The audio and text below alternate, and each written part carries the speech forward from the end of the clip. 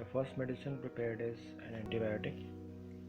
An antibiotic is a medicine which is used to kill the microbes. Sometimes you fall sick or you are injured, the doctor gives you an antibiotic.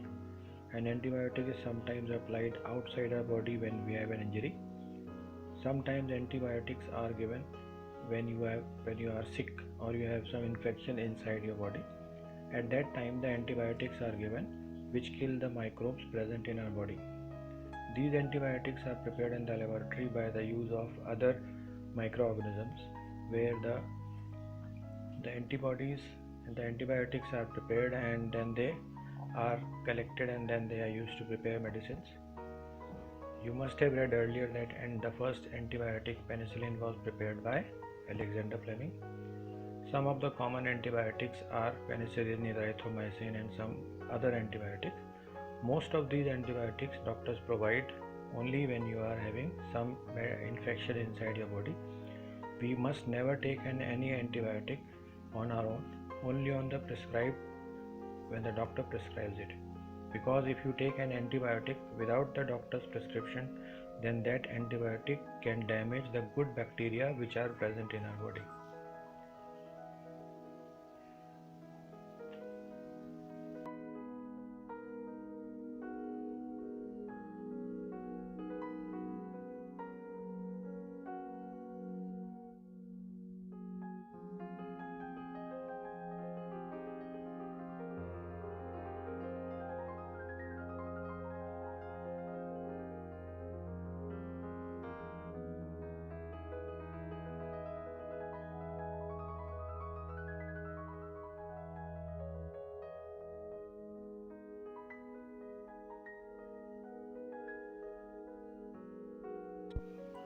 Vaccines are second type of medicine which are prepared with the help of microorganisms.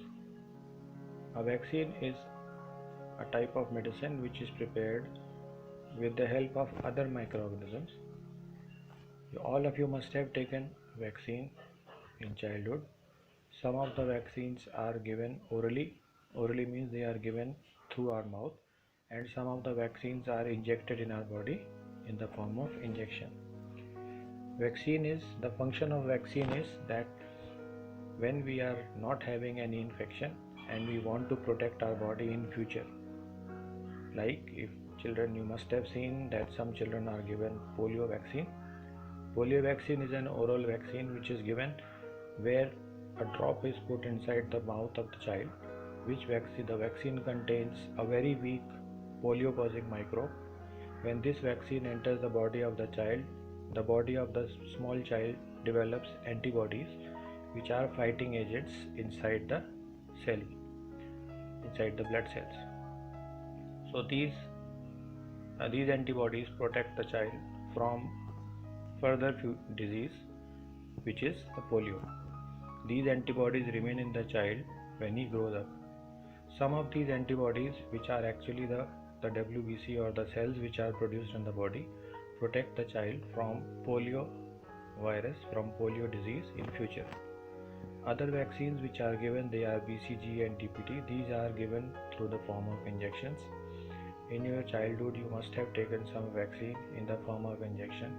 This injection is given which again contains a weak microbe, the disease causing microbe, which is injected in the body of the child, and this microbe, when it enters the body of the child or a patient, makes the patient's body produce antibodies, and these antibodies remain in the body of the patient and protect him from any such causing disease. The benefits of microorganisms are that they are useful in cleaning the environment. Microorganisms clean the environment. They decompose the dead organic waste which is left in the soil. This organic waste will remain as a pollution in the soil. So they decompose the dead living things, dead plants, dead animals. Imagine the place on the earth where there are dead animals lying and there are no bacteria or microbes.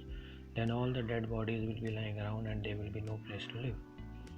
So there is an activity shown here in which you have to take some plastic material and then take another pot in which there are dead leaves, and you leave them for some days. After some days you will find that the pot containing plastic remains as it is, whereas the pot containing dead organic, it turns into a black soil. So microorganisms help to clean the dead organic waste and they help to clean the environment. That is why the pot becomes black, which means that the microorganisms decompose the dead leaves present in the soil. So microorganisms help in decomposition and they help to clean the environment.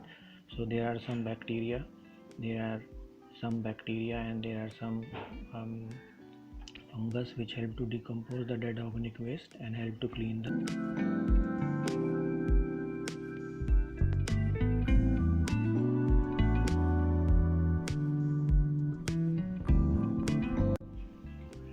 Apart from the useful effects of microorganisms, there are some harmful effects of microbes also.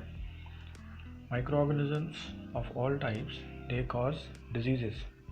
They can cause disease in human beings, they can cause disease in plants as well as in animals. These disease causing microorganisms are called pathogens.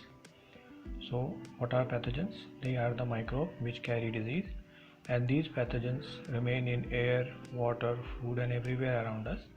They can be transmitted from one place to another by different ways. The microorganisms which are transmitted from one place to another can cause disease. These diseases are called communicable diseases.